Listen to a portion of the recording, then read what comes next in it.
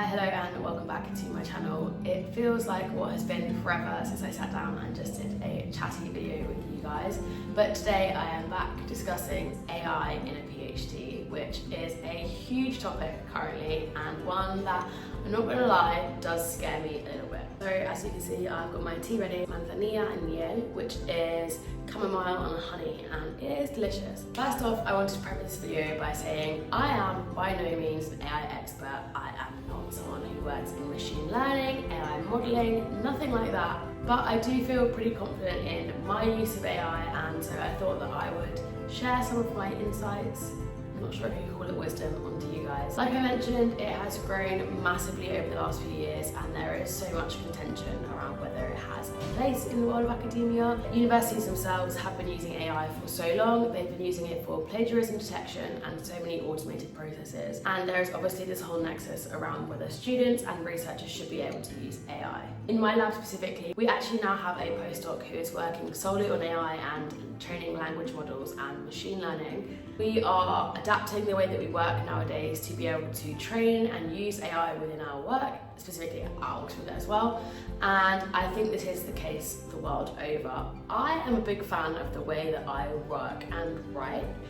Not to sound egotistical, but I'm confident in my ability to write. I love writing. If anything, I get pretty word happy, and I could write until the cows come home. I'm always told by my supervisors that my documents are too long and that I ramble and I waffle, but I just love what I do, and so I find it so easy to get carried away. I would never want to use AI to replace my knowledge, my ability, and my critical thinking. Often I write so much I forgot what I've written 5 pages earlier. So I definitely think there are places and times in academia where it can be useful. I'm pretty sure that that is not that wild of a statement to say. I'm pretty sure all academics will agree with me. I see it pretty much as like a calculator in maths. It did not fully eradicate mathematicians, they are still so vital, but a calculator can help people. I see AI as a similar support mechanism, but not to fully replace those in the field. As a PhD student, I'm so proud of where I've gotten to, and I'm confident in my ability, like I said, to do my PhD. But I do feel like if you're not using AI in today's day and age, you are hindering yourself because everybody else is, and it can be so powerful. So leading on from my whole spiel there about how I think AI is important but needs to have boundaries, I am going to speak to you about Jenni AI, who I am very, very excitingly collaborating with for this video today. Believe me when I say I have looked and researched so many of these different assistants and looked at the specialities of each one, but Jenni stands out because it is primarily for researchers and it's specifically trained to help within academia.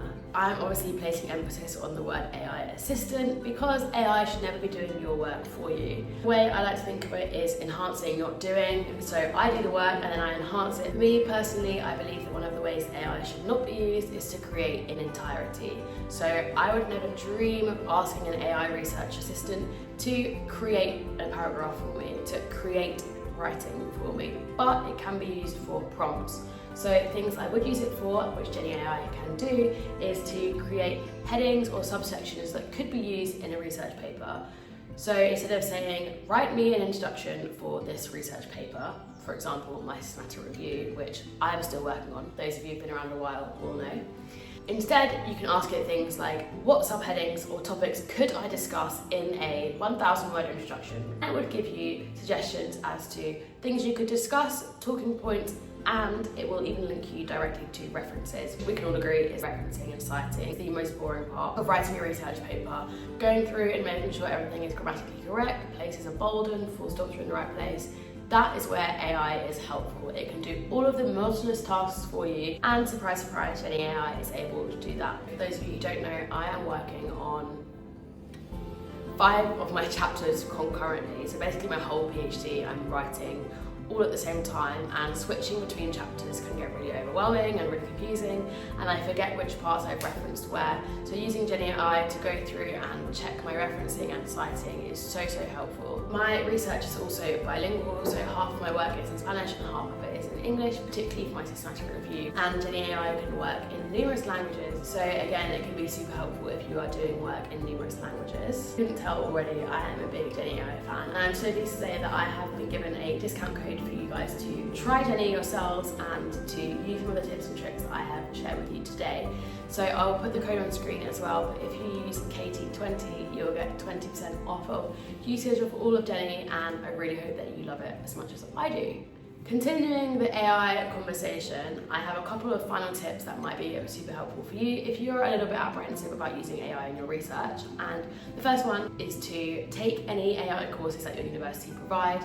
So every week or so I get emails from Oxford about the courses that they're hosting. Usually they're centered around referencing, presenting, machine learning, etc. But occasionally they'll have one on AI and correct AI usage within research. And I have taken 2 of these, and they are so helpful and really help you reframe opinions. And secondly is to really consider responsible use of AI and think about how you can use it best for yourself, but also not exploiting it. And where you can do things yourself, absolutely continue to do that. Even in science, when we have to be really direct and really to the point, I really enjoy reading something that is so innately human. And personally for me, one of my favourite parts to read, especially when I'm doing my systematic review, is a little bit at the end where people acknowledge all of the people who contributed towards it becoming a success. I just find that so cute and I love it because we are the most powerful things on earth, but I do think there is a place for AI. So that was a long old ramble about the use of AI within academia. Like I said, I think it has really great potential. I hope that you enjoyed watching, and I will catch you very soon. Adios!